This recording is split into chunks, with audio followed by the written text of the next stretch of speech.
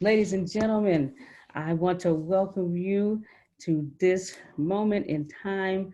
Great, thankful Thursday. Glad to have you all on. I want to introduce a gentleman who is here and going to talk to you and regale us about his upcoming book and the chapters of his book, Awakened by the Ants. Ladies and gentlemen, I want to present to you Mr. Vastine East. Thank you, Grace. Welcome, everyone. Thank you for taking time out just to listen to me talk about Awakened by the Ants. This will be chapter 3. Last week, we discussed the amazing invitation, drowning in doubt, and today we will go through briefly a few words about that's happening in chapter 3, which the title of this particular chapter is The Bull and the Cobra. The Bull and the Cobra. As we talked about in chapters 1 and 2, I talked about an invitation to travel to Tanzania. It was unexpectedly. I traveled with a dental group to Tanzania. And of course, I have no knowledge of the dentistry other than going to lay in one of their chairs and take their funny gases. That's my only experience with the dentistry. And it was a mystery, even to this day, why I was chosen to travel to Tanzania. And I discussed in chapter 1 how I received this invitation following a book that I published, My Sight Man, an illustrated children's book that was on display at the Jadis Center in New York City in June of 2018. And my mind has only given me some clue as someone perhaps was there at the book fair and saw the book, who was acquainted with the Nanda Journey, which is the travel agency that the group that I went with. Perhaps someone there saw the book and said, maybe this is a candidate for he to take himself to Tanzania with the story that he wrote, because the story is based in Tanzania about the Maasai tribe. So that is my only connection, I think, that could have possibly happened. But leaving that aside, it was undoubtedly a great invitation, and I'm happy that I accepted the invitation, having traveled to Africa 4 times before, but never this way. I went purely, the first 4 times, purely for a learning experience, enjoyment, but this time, this one particular package had everything and I didn't really understand it. And chapter 2 was about drowning in doubt. We talked about in chapters 2, how when we're about to embark on something that perhaps we didn't plan or think about, we have the little gremlins that sit on our shoulders, the left and right, that oftentimes are voices that give you all the reasons why you should not do something. And this is for anyone, to inspire anyone that have an opportunity in front of them to avail themselves of it, to take advantage of it. And don't worry so much about the detail. I got caught up in the detail. As I pointed out in chapter 2, I had recently stopped working a little bit, about 15 months before. So it wasn't an economic matter that had me boggled down in doubt as to whether I should take this trip. But there were things going on in my life that were more personal, that I felt that were not in alignment with this particular trip. But after dealing with it for several days and weeks, that haunted me, and I mentally found all the reasons why I should not take this trip. The trip was to have been, it was in November of that year, 2018. And finally, after wrestling with it, I decided I would take it. So today, we are talking about chapter 3. And in putting this book together and thinking about it, I had no idea that I would ever write this particular book. turning fiction into nonfiction. And what gave me the idea for this book was after joining the ATS last year, because I love fiction, but I had no idea that I would come to love nonfiction. But in the process of listening to members of the ATS who had already achieved levels of their resume in this business, they'd already presented to the world their works of nonfiction when they would go out and speak. And I could not come to, but I came to understand after not being able to justify writing a book. I realized then, after listening to people such as Law, after meeting him, I realized then that, and listening to other people in the business, one is Steve Sebo that I met sometime before. He's very instrumental out of Atlanta, Georgia. And he talked about the need for nonfiction. You know, if you're going to help people, the how-to books and books that answer the questions about human development, our lives. And I felt that I could turn this little book that was meant for peer entertainment and education to young children. And I realized that this book could be a catalyst for me to inspire people. The mystery of it is to not only tell your story, but tell stories that you've told. Tell stories that are meaningful to you.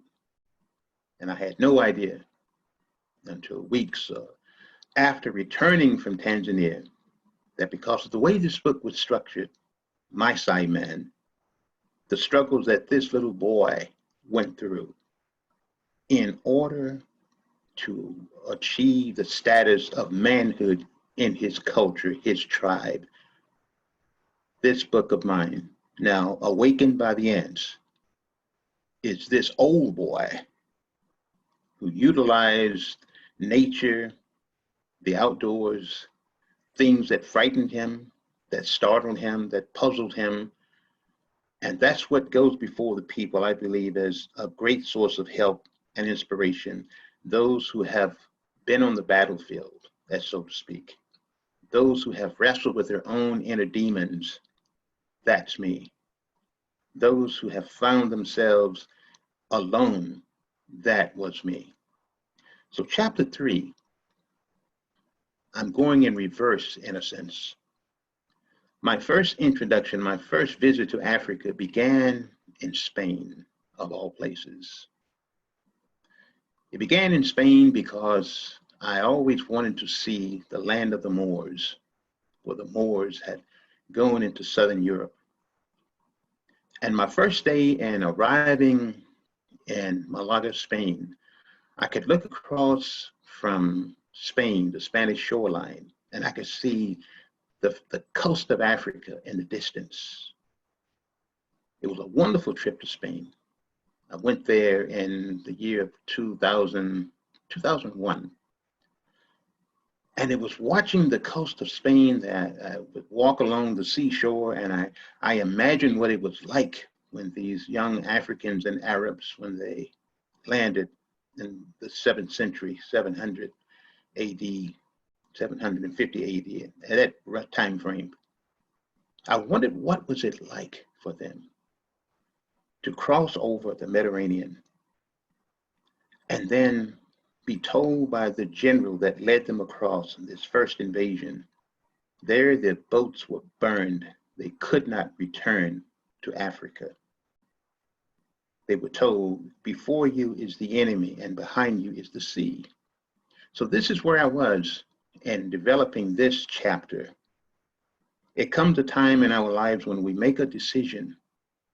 We must come to terms and realize that sometimes it's good to burn bridges. Sometimes you don't need a way to retreat or to go back. And sometimes we need to burn the bridges in our mind. That's what this chapter is focused on. And I use the title, The Bull and the Cobra. While there in Malaga, Spain, before I would make that short boat ride from that part of the Rock of Gibraltar, which is actually Great Britain. It's amazing. You ride from Spain into Great Britain. And I didn't know this until I got there. But before I went to a bullfight on the Sunday before I went, taking this boat ride. Watched the bullfight. I watched the majesty of the bulls when they came out of their chute. I'd seen bullfights in motion pictures, magazines, but until I saw it in real life, I realized that this is a dance, this is some kind of ritual. During the bullfight, there's a woman sitting in beautiful array. It's like an orchestra. And I use this imagery in this chapter to show the beauty that when we are in struggle, when we're in the fight, it is virtually a symphony that there are powers that be, there are powers all around us that are orchestrating this fight. She drops a handkerchief and things take place. She stands, things take place. She's always there watching the fight. And this is the beauty that I learned from watching the bull and the matador both come into the arena rested and powerful. But the percentage of the bull winning are very small. There are matadors that do die in the fight. And that afternoon, I witnessed one bull after the next. There were 3 bullfights. And each time, the bull lost. Each time, at the defeat of the bull, the matadors were paraded around the arena, and the poor bull was dragged away by mules with his head, tongue hanging out. And this is where I was in preparing, as I think about that trip to Tanzania. I was both the bull and the matador. This was my time in my arena, and I didn't realize it until I saw it in retrospect, that the beauty of tackling the enemy within yourself. I was both the bull and the matador. Well, days went by, and eventually I would take the boat ride to the coast of Morocco, and when the boat arrived from that short ride, it was a beautiful ride going over. And I got down and I actually knelt and I kissed the concrete at the dock. This was my first time setting foot on African soil. And standing up, I heard a voice, apparently because of my physical and the expression on my face, there was a voice that said, "Welcome home, my brother." And I stood up, and there stood this tall, as dark as night, Moroccan man, extended his hand down to me, and he helped me to my feet. And it was such an overwhelming, such a moving moment in my life. And I began to understand now as I look at this book, I was welcomed home. I had to go all around the world in a sense. I would have to go through many struggles and many dark moments in my life to come to understand that there is a welcoming for all of us, for each and every individual, if you follow your heart, follow your dream. But how does the bull play a part in this? As I said earlier, we're all young and strong at some point in our lives.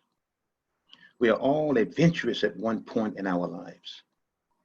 And even if we lose in the battle, as I saw all 3 of the young bulls die, put up your best fight. And that's what this chapter is focused on. Now, how does the cobra come into play? It was walking around the city of Tangiers that day. that I approached and found myself in the midst of cobra charmers, men who were playing with cobras in an alleyway. And it was at that moment I looked, and I've always had a fear of snakes, a respectful fear of snakes. But it was not until one of the Moroccans came up to me while I was standing there in the crowd watching these cobras. Their heads were flattened, they were hissing, they were sucking in air, and I wanted to step backwards into the crowd. And one of them came to me and he put a cobra around my neck. And he stuck the cobra, much of his body, into my shirt. And I could feel the tail of the cobra as it was moving around my chest. And later he was wrapped around my neck. And I think about, as I put into this chapter, once the cobra's face was put next to mine, and I could see its beady eyes staring at me, he began to hiss, the snake, the cobra. No longer was I that young matador across the Mediterranean in Spain. I was in Africa now, looking at a cobra in the eye. This chapter is to inspire those who, you may be in the battle fighting your bulls. And once the bulls are done, you may be involved with dealing with the cobras in your life, the mysteries. Maybe you've gone somewhere else to find your cobra. Maybe you've had to land on a different shore of thinking and reality to know your cobra and your bulls. But I walked away from people were photographing me. I have photos myself of that incident, that moment with the cobra. And I hold it dear to my heart now because it was preparing me, and I didn't know it, for this trip to Tanzania. I had no idea that they would somehow become the mystery. All the mystery that surround our lives is uniquely woven by something we cannot understand. The bull and the cobra. And it talks about in this chapter the significance of facing your cobras. This chapter points out when we face our cobras, our bulls in our lives, we walk away a stronger people. We walk away a wiser people. But the most important thing is we walk away a more gracious people, a more gracious person, a more giving person. Because as this chapter, as it concludes, it's not about the fight. It's not about the opposition. It's not even about victory or loss. It's about simply doing it. Just doing it. Just falling in line with it. That fight your bulls and accept your cobras, because their greatness comes about. The cobra, the bull, and the cobra. So if there are any questions about these two aspects of my journey as I went backwards in order to come forward, as I stepped backwards into my life, because I could not project into the future when I was trying to write this book, but I used my experiences and the fears and the learning experiences from my fears to produce this book, Awakened by the Ants. Are there any questions or thoughts, or throw some darts and arrows at it? Go right ahead. The floor is open. Mr. Bassett, I have a question. Yes. What was going through your mind when the guy put the cobra in your shirt? That is what I would have done. It was extremely, it was exhilarating. It was, yeah, I was fearful at first. And some people think that the cobras are not venomous, that their venom has been removed, but I was assured, I was standing there, I was assured by one of the snake handlers that the snakes are poison. But what was going on through my head initially was I was exhilarated, and I was thinking about people back home would see a photo of me with the snake. but it's so surreal. It was so, I encountered snakes back here in Houston, water moccasins, copperheads, but they were always on the losing end with a stick or a rock. Very brutal on snakes here. Having had a buddy of mine who was bitten by a copperhead once, and even then, I didn't think about water at that time. It was fun, Grace. It was absolutely fun. Uh, I received energy from the people who were laughing and cheering and clapping. It was fun, but I had chills once it was over thinking about it. There were moments when I thought about it. What if the handler had dropped the snake or had released it? Because it's a pretty powerful snake. It's extremely powerful. But just knowing that I did it now, and I look back and awakened by the ants, how we encounter many obstacles on this course of life, and how it all seems to come together, never as a finished piece, but simply as a continuum that takes us to wherever we're headed, to eternity. But that's the best way I can answer that right now. That it was exhilarating. It really was fun, and I understand why people jump from airplanes. I understand now how people mountain climb, how people take risk, and the ants awakened me to that in order to put this book together. Because if I had never encountered these things, and what if I'd gone to Tanzania never having experienced some of these things, I would have, perhaps something would have replaced it as a story. But this was real. This was my beginning of telling my story as transparently as I can to help young children that are living in fear of being bullied, someone who is having issues on a crazy job, a crazy marriage, a crazy community. Because the world is still full of bullies. But I thank God that I was able to see the bullfight. It wasn't my fight, but I put myself mentally where these matadors stood.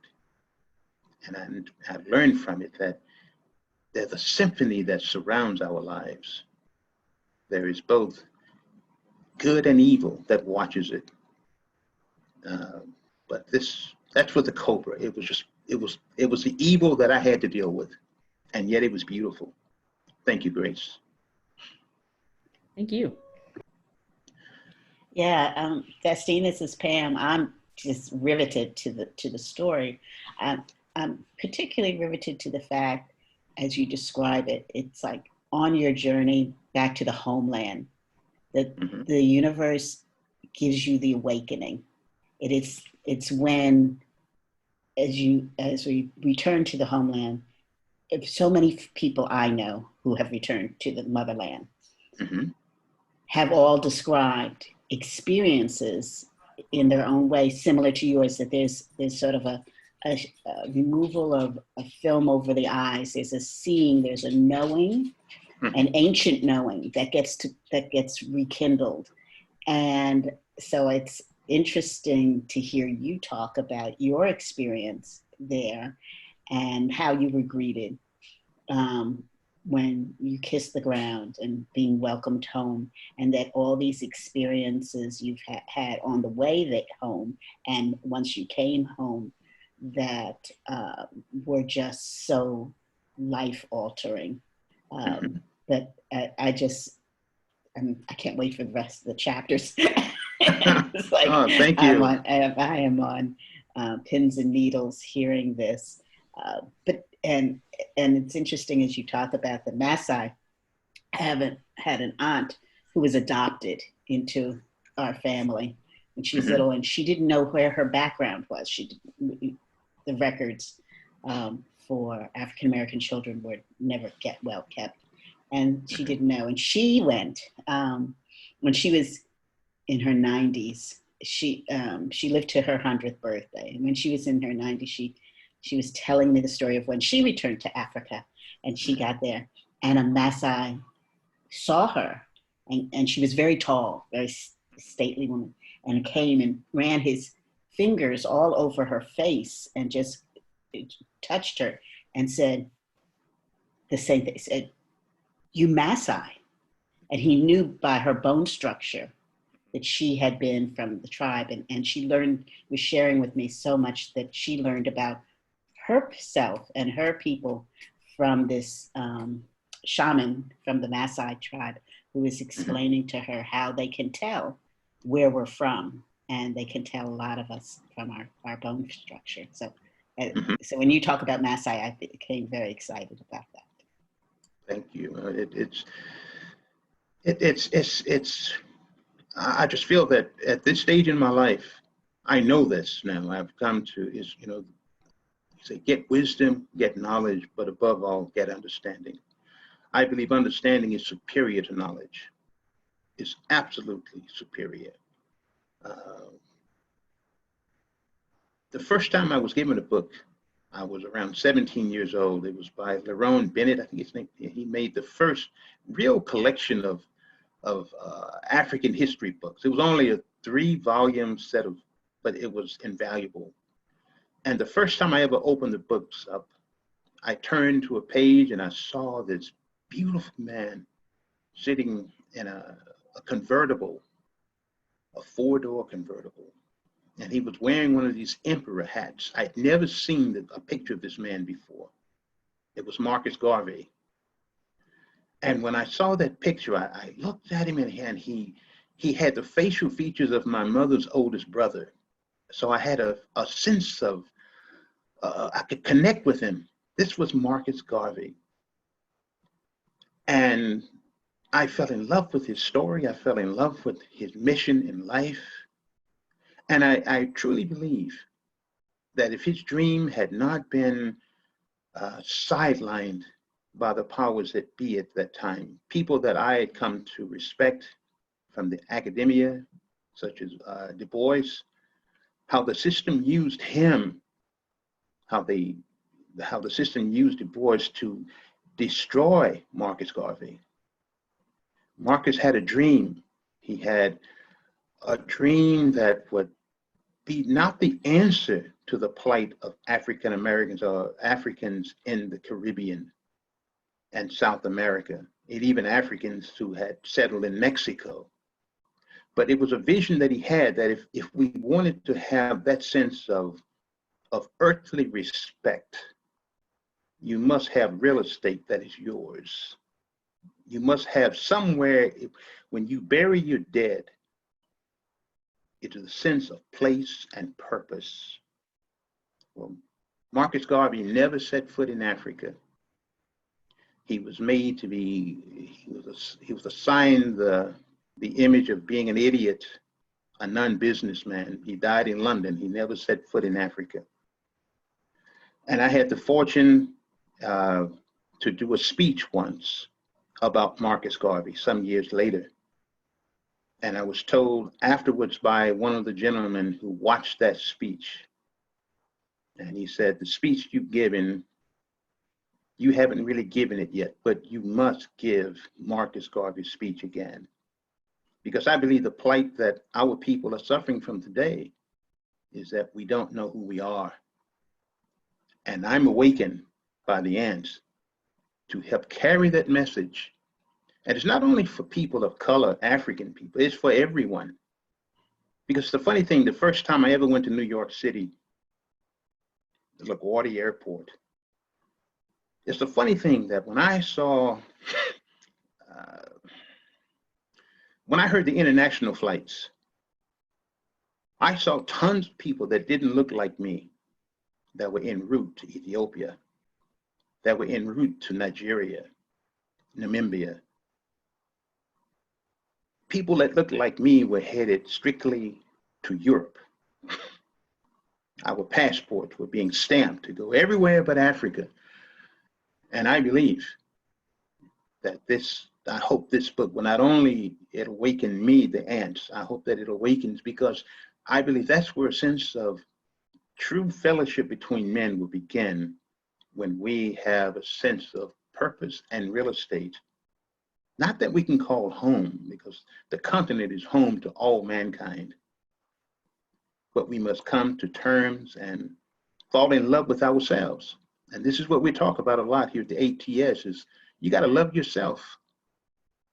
And the prison systems are filled with our young men and women as a result that they don't see the uniqueness of themselves, that you've dealt with things that put you there that were not nice, but learn to deal with your own inner cobras and the bulls. That there are strings that are being pulled. And not to go so far into the social and the political aspects of it, but that's what this chapter is about. As I look back, as I was walking forward into the future with this story, the bulls and the cobra. Are there any other thoughts or questions someone would like to fire at me? I welcome it.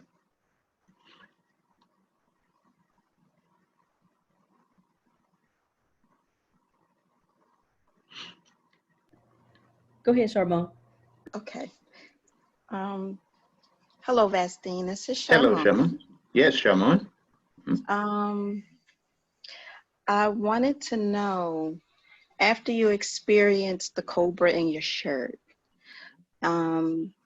is there any other challenges that you had the courage to face, similar to having a cobra placed into your shirt?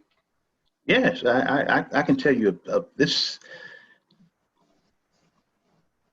When we returned back on the boat ride back to Spain to head to the Rock of Gibraltar, the captain on this boat, it's a gorgeous boat. I'm sure it's a lot more modern now. It's air conditioned. And I'll just kind of back up just a little bit on this story because when we went across, there was this one family of Blacks, and they were from here in the US, and one of the gentlemen had married a young lady from, this family was basically all out of Atlanta. I would later learn this by talking to them. So they went to Spain. This is where they were married. Apparently this gentleman was in the military and he met his wife. She was of Spanish descent, and they went to her home country to get married. In their company was this one little boy. He was about 5 or 6 years old, and he might have been younger, but he was awful going over. He was screaming and he was hollering, just totally out of control. And to give you a visual of what he looked like, I would think he looked like Rodney Allen Rippey, the little boy that was a little actor years ago. I wanted to get up and just drag him off the boat at one point because he was so uncomfortable. And his mother, they passed him from one woman to the next, and gentlemen, no one could control this little joker. But after we were returning back hours later back to Spain, the captain on this boat, he was a Black British, because the boat is owned by, it's a British boat that takes you across. And he was hurrying everyone up, please hurry, hurry, hurry, because there was rough waters to get back to the Rock of Gibraltar. And it was, the minute we left the harbor, the boat began to rock and it began to reel, and they lost an engine halfway across the Strait of Gibraltar. Lost an engine. You could hear the railings on the boat were rattling. And the boat had probably 200 people on it. And I sat there next to my wife in this nice, relaxed seat, air conditioned, and this one family of Blacks. And the total of us probably was 9 of us on the boat. And this is where something, maybe the cobra helped me that afternoon, going back that evening. We saw people, I pointed out to my wife, I said, look what's going on. Out of the maybe 200 people on the boat, on both levels, probably half the people had their vomit bags up. They were throwing up. they were they were screaming and hollering this, and never once did I feel afraid. Not once did I feel a sense of imminent death. I didn't feel that way. And I looked around and I saw this little boy. That's what really woke me up to what was going on. That little joker was lying on his mother's breast. He never flinched. The same little boy that had everyone, including myself, to throw him overboard. He showed no fear, no. And when we finally got across the harbor and the boat rattled in, the engine was sputtering, and we were leaving the boat, and you could smell the vomit from people that had thrown up on the stairways and so forth. Those of us, and talking to the gentleman, one of them, the brother-in-law, the man who got married, this was their first trip to Africa as well. And what did I learn from that as I relate to the cobra? I had seen my mother, the mother of humanity, the mother of mankind. And you know, when you go to see your mother, sometimes they can just make things right. No matter how bad the storm, no matter how turbulent life can be, not one of these people, including my wife and I, showed any sign of stress. And when I walked off the boat, I felt stronger. When I walked away from the cobra earlier that morning, that day, I felt stronger. It is in the struggles that we endure, that's when we can truly walk straight up. You know, it's not arrogance, it's just knowing you've dealt with the real force of death, the real forces of trouble. It was just a storm that we went across. But that little boy probably embodied more about that trip to Morocco than anything. That, yeah, it's tough going across. It could be an easy ride, but it may be tough mentally. There was nothing hard about making my mind up to go to Tanzania. But the roughness was in my own mind. And maybe it was the vibration from the boat that had him shook up. Maybe it was the fact that he was going where he'd never gone before. But once he arrived there, it was nothing. So that's the best way I can answer that. Thank you for your question. Thank you Are for the your story. That was awesome. Yeah,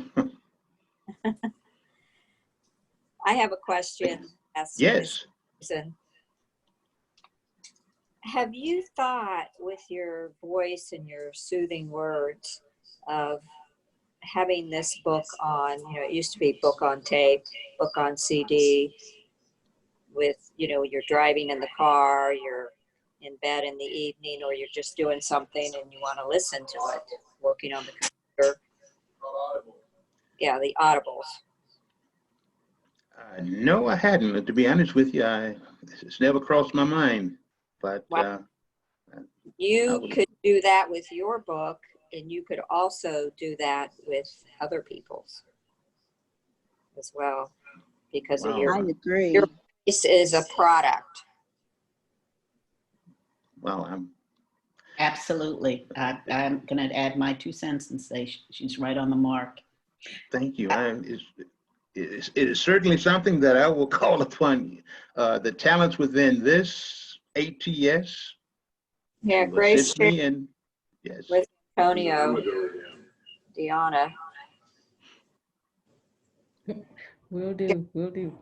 Okay, thank you. And I'll share something, Vestine, Sure, and with please. you and the whole group. Yesterday was such an upsetting day for me personally with all that's on the news that's been happening.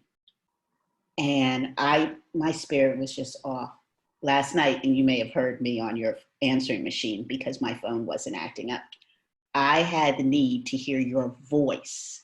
There's something about your voice is very soothing to me. And I told Tony, I'm calling Vestine, it's his birthday. I said happy birthday on this class, but I need to hear his voice because I can't go to sleep I'm too wound up. I need to hear his voice. And so I called your phone, and sorry, my phone decided to act up. And when I went to try and disconnect, because I got your answering machine, it wouldn't, my phone didn't hang up. So I apologize. But Oh, it's, no apology. it Oh, adds to no. the point that what everybody's saying, you have a very unique voice, and that is very suitable to being a real force on audibles. So you really do need to listen to Susan and follow her guidance. I will. Thank you. Thank you. And I want to talk about, this is amazing because I'm not that savvy when it comes to the electronics. This Android phone I have, I even sent Phil words of yeah, basically forgive me, because I just discovered, to be honest with you, this morning, I just discovered with this phone how to retrieve voicemails. That's how bubblehead I am. And that's when I discovered, just maybe an hour before, when I discovered your text, your voice message, Pamela. I didn't know I had to slide something over in order to get to what it called. I didn't know that.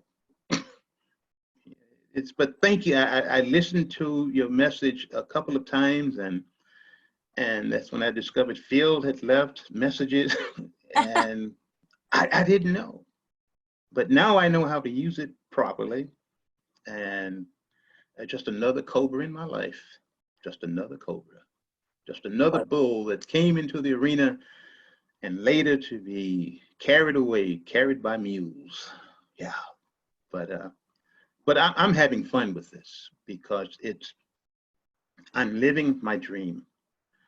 I'm experiencing the real beauty of getting older, if not wiser, but just have a deeper understanding. And we're all the people suffering or dealing with the same crazy issues in life. It's the same thing for everyone. And when I think about the bull, when I think about the cobra, it's amazing, just minutes apart, if you went by plane. There was a facility in Malaga, Spain. There was a Black Hawk helicopter. There was a beautifully guarded facility, beautifully guarded. And I learned from one of the tour guides I had in Spain, the land of the bulls. And when you're riding around Spain, you see these statues of bulls, images of bulls all over the place, these giant black bulls. And there's a story behind these bulls. But this one facility that I saw, it was a facility that had a carbon copy across the Mediterranean outside of Tangier. And this, I understand, is a facility that was planted all over the world in various countries, where King Fahd, who was at that time the king of Saudi Arabia, he had at his disposal every means of protection and health care in every country that he claimed as a vacation home. And I'm saying that to say this. I was awakened to see by this and to tell this story, that the immense wealth that King Fahd possessed, I learned that he had a favorite grandson. They would leave Riyadh, Saudi Arabia, and they would go to London because King Fahd loved chocolates. He would fly in his 747 along with his staff. His favorite grandson would later follow him riding on an L1011, just for he and his young friends. They possessed this much wealth. His favorite grandson would go to London simply to buy toys for himself and his friends. But again, he had all these medical facilities scattered around the world. And when he died, when he died, it made the national news. It was global. They wrapped him in a rug. They took him out into the desert, his grandsons. They dug a hole and they put him in the sand. That was the extent of what he left behind physically. Wrapped in a rug, put in the sand, no headstone, and they walked away. So what did that tell me in this book, Awakened by the Ants? That we can clamor, we can die, we can fight for many things. And I'm sure he died with honor. And perhaps this was his way of showing how honorable he was, King Fahd. And that all the implements and all the utilities in this life are simply to make life comfortable. And if I'm comfortable, hopefully I'll be happy with myself, because you can't take it with you. You can only leave behind the good you do for people and the services that we render. That's it. Wrapped in a rug, buried in sand. But he left behind in every country his own mini hospital that couldn't do anything for him when time said, come home. That's just part of this Awakened by the Ants, to tell this story so that we can stop fighting and destroying each other for things we have no control over. We're just leasing this place. We're all tenants. We don't own anything. Time is what it is. This is what the ants. And we talked last week, Susan and I, she said she had an ant farm when she was growing up. If there's anything I've learned from nature through the ants, it is the good that we do for each other. That you don't take anything with you. None of it. Only the services to each other. Is there another question or thoughts? This chapter, the bull and the cobra. I'm still on what Miss Susan and Miss Pam said. Yes, your voice is so soothing. And Monica, she put it in the chat. She said, yeah, I was telling that to Grace yesterday. And she did. She probably sent me a chat. Oh, his voice is so calming. I love it. You know, so Thank yes, you. If you would do audible books, would be amazing. Yes. Well, with you all's help, I know I can do it. The great coaching that's available here, and thank you, Susan, Pamela, and Monica. Is it who was the last name you just mentioned? Monica. Monica. Mm-hmm. Thank you, Yes. ladies, and I'm blown away. Thank you very much. When I woke up this morning, I was doing carpentry work. I had to repair my fence because last night we had some pretty violent winds here in the Houston area, my side of town. And this has nothing to do with this book, nothing whatsoever, but it's in alignment with just life and dealing with the issues, because I had no idea I'd be using a hammer this morning. That's how uncertain life is. I haven't used my hammer in such a long time. It's actually rusty, but I had to get it out this morning just to repair a fence that the unseen wind, which in a sense was my cobra all over again. We have to constantly deal with them and realize that it has its bite, it has its sting, but we have ours is called just faith, inner strength. Anyone else?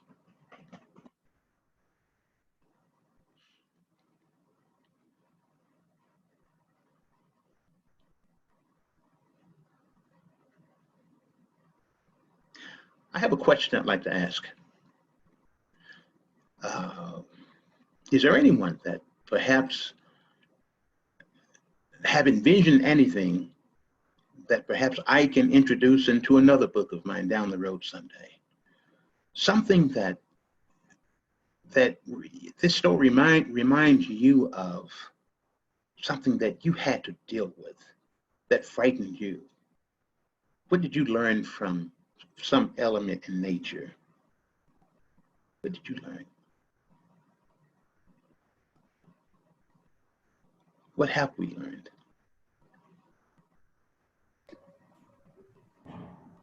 Mr. Vestine, can you go a little deeper in your question? Yes, have you witnessed anything in observing something in nature? Have you heard wild geese flying over your house in the dark at 3 a.m.? Have you ever heard the sound they make when they're flying? Have you ever thought about what are they looking at when they are flying in the dark? Where are they headed? Maybe you're not in that part of the country or the world where you experience such a wonderful, marvelous sound. We used to have a lot of them fly over the Houston area, but because they have changed the geography so much with human habitat, a lot of the natural wonders of natural waters don't exist anymore, the lakes and swamps where the geese would go.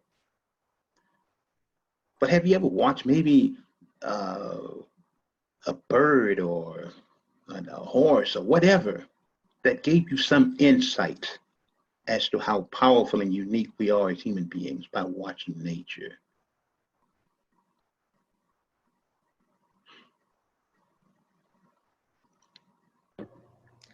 I've,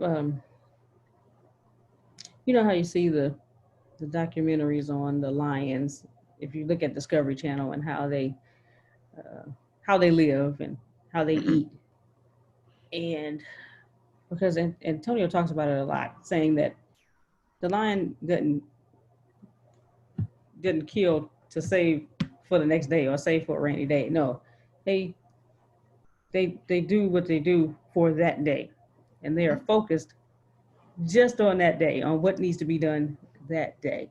And so that's what I get from, you know, when I see the lion and what they're doing and how they go about to get their prey. Mhm. And it's just, you know, it's kind of amazing to witness. You know, of course they're trying not to, you know, they want to do the surprise attack so they can get them a lot easier. But you know, when you have a group of zebras or a group of gazelles in a group, somebody is going to see, and when one starts running, they all start running. So Mhm. of course the lion has to go in, but the lion isn't focused on the whole group. The lion is laser focused on the one that they said, okay, this is the one for today, and Mhm. they go after it and don't stop until they get it. So you can learn a lot from lion. Because you would discover later in the book, they talk about the lions, they talk about them. And what was amazing, and I'll kind of like give a little clue as to why I'm saying what I'm saying. Around drinking a nice dinner one night when I was on the safari, in that area where you see the tent behind me, a question came up from one of the people I was traveling with. They complimented the lion because I saw the real violence of them one day, and this television doesn't do it justice when you absolutely see how powerful and how violent they really are. One lion, I'll give you an example. The female had killed a wildebeest, or at least brought it down, it rendered it helpless. And the male lion came along later to finish it off. Because absolutely, the male lion is very lazy from when you listen to the guides, because his whole purpose is to regenerate and to protect. But basically, most animals that are killed by the females. Often the male will, if he finds an animal that's a little weak, because he's slow, he's so large. But what I learned that night by listening to these men who live amongst these animals, make their living watching them, not one of them gave words of praise to the lion other than his power, he's so majestic. But the lion has a very delicate stomach. He can't digest anything that's more than 2 days old. He'll get sick.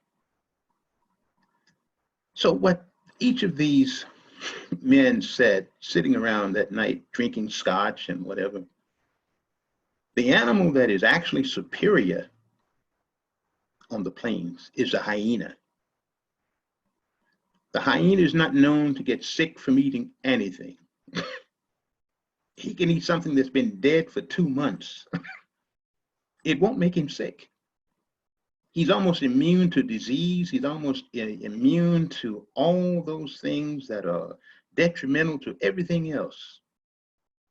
But what separates the lion from the hyena is that the lion has an absolute sense of where he is. You know, the word infanticide. The average lion, the reason why they're so protective and so, because they only exist for about 3 or 4 years and they're finished. They run in groups, brothers. They're never friends, rarely. But they only last about 3 years in a pride. And after that, they're wiped out or they run off because a younger bunch always come along and take over. And the word infanticide takes place when, when the lion pride is overtaken by another set of lions, male lions. They kill off all the male pups. They get rid of them. They destroy them, eat them, or they just wipe them out. So I think a lot of people have used the lion much in history because of his power, his sense of ruleship. That's what makes him so unique amongst all the big cats. And this is my own observation. I haven't gone to a lot of circuses or even a lot of zoos, but you find very few panthers or leopards in zoos.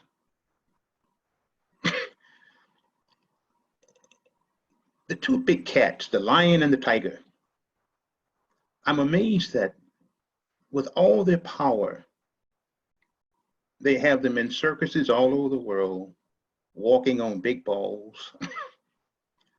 They have them in circuses jumping through hoops of fire, but you don't see that many leopards.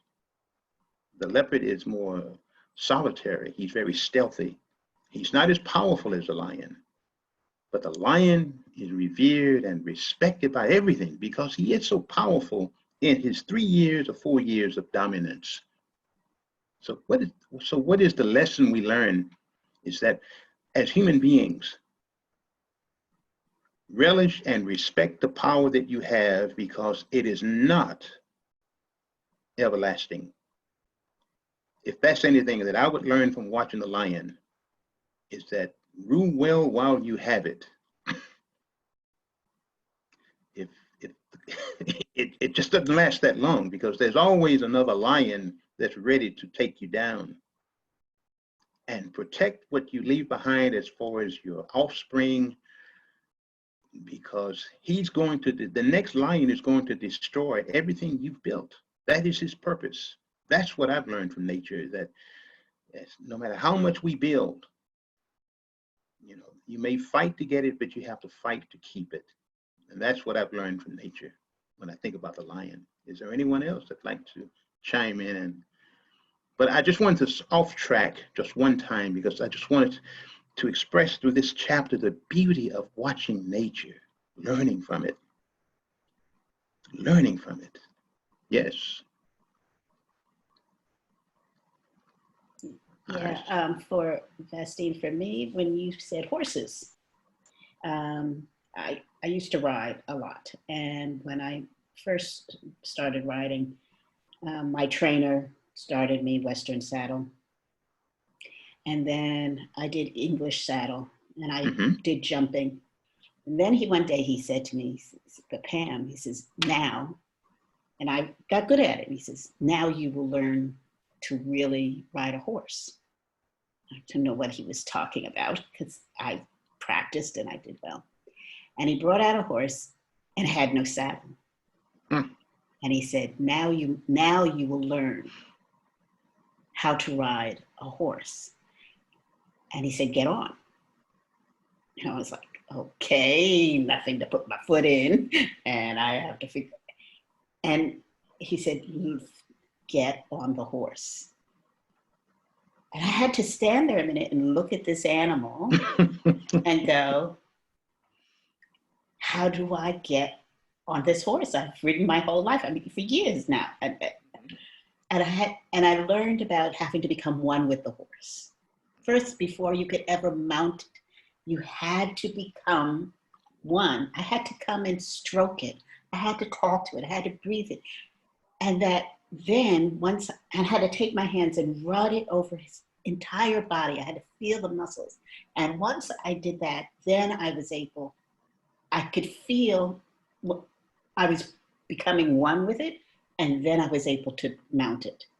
And once I got on it and began riding bareback, I realized I was now riding for the first time in my life, because the horse wasn't going where I wanted to go because there was a bit in its mouth and I was turning it and that way. But it knew, it had a sense of who I was, and I knew who it was. And it knew when I wanted, it could feel me squeeze it. It could feel my legs against its flesh. It could feel my hands against its neck and know where I wanted to go. And through touch, through body to body touch, I learned how to ride. And that for me was a life-altering experience. So Awesome. One with the horse, one. And what amazing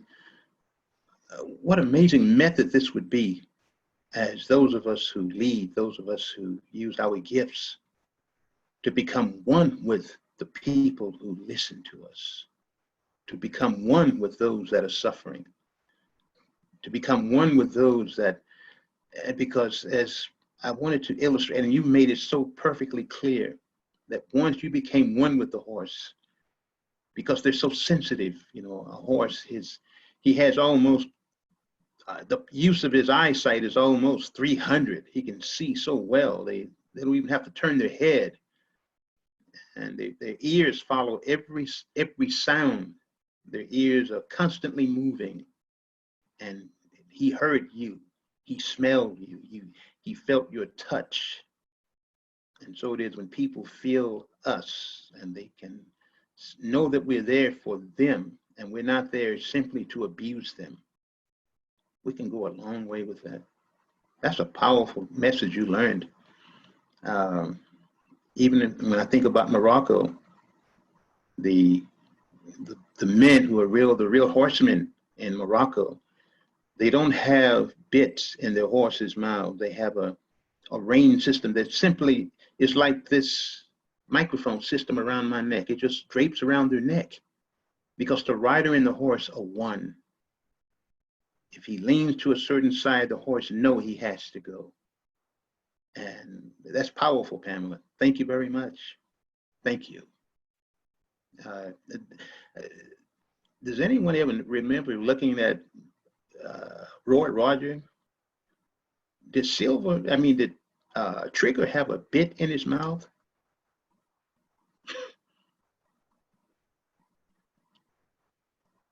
See, Miss Pam is thinking. I don't think I ever saw Roy Roger ever ride up to a tree and tether his horse. I don't think he ever tethered Trigger, did he?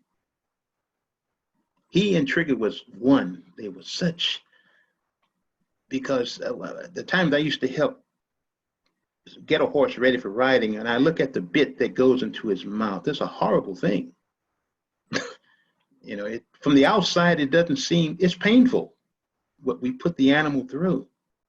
You're pushing metal against the top of his mouth. He's really responding to pain. But a horse, the best trained horses don't use a bit in their mouth. They don't use it. I just wanted to ask that question. I didn't know the horses were going to come up in this, but chapter 3, the bull and the cobra. I learned from both of those. I learned that when you come out of the chute strong, You got to go back through the chute. You'll either go back through it victor or loser. And I learned from the bullfight that if you are the matador, you have to stand your ground properly. Because I did see one matador was booed out of the arena. Why? It's because he didn't kill his bull cleanly. He ran his sword three times into the neck of the bull, and he was booed out of the arena. So what did I learn from that? Is that even though you may be the victor, but if you didn't do it right to become a victor, the world is watching.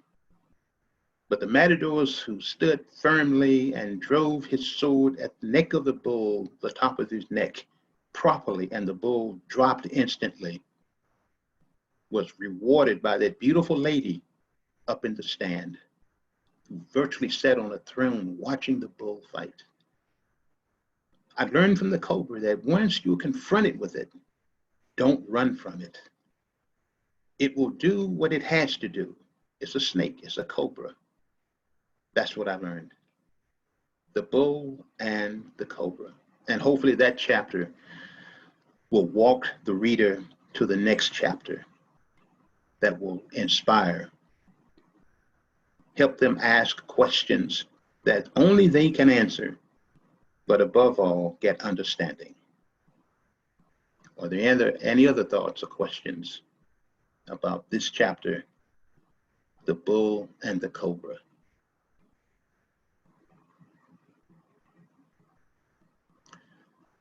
Well, I see that Sister Grace, I don't see her on my screen. Are you still there, Sister Grace?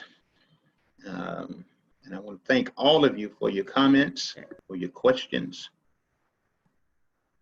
This is a great walk. Thank you very much for all of you for taking time out of your Thursday afternoon to listen to me.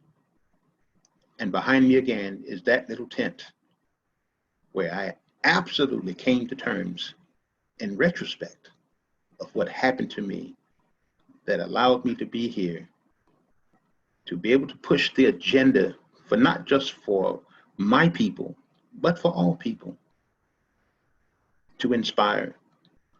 Because we're all here because of great people who did great things. You know, this medium of communication we're using, great people, great things. We're here because we're blessed by the works of men and women of lion mentalities. And they're no longer here. Many of them are no longer here. But the hyenas are still here because the hyenas are built to take and to steal. But the lion is never meant to be here. It's one forever. So we take over where they fall off. We take over where they die. And that's what makes them so majestic. They're not meant to stay here. It is their image. It is their power. It is their genetics, their DNA that we continue. And I'm happy that each of us are part of the DNA of the lions.